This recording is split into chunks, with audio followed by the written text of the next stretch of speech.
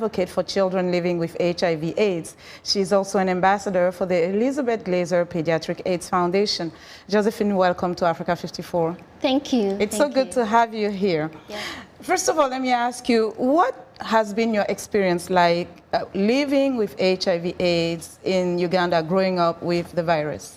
First and foremost, like many children or adolescents or youth living with HIV, I contracted the virus through my mother during her pregnancy. And from the very beginning, I never knew my status until I was 10 years old.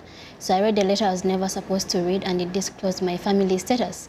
But after a very short time of 2 years, my mother disclosed to me, and I also had to disclose to her that I read the letter, and I kept it a secret. I never told anyone that I read the letter. So we had to seek medication, of course, at a hospital known as Makerere University John Hopkins Research Collaboration, Muju in Kampala, and that's where we're introduced to the Elizabeth Glaser Pediatric AIDS Foundation.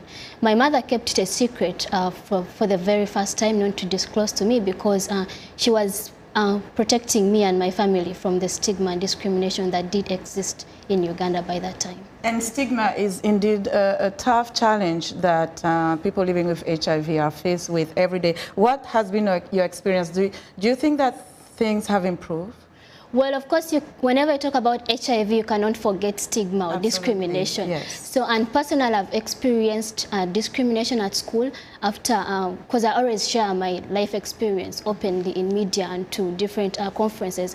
And so children have learned about my status. And at one point, I did experience discrimination at school.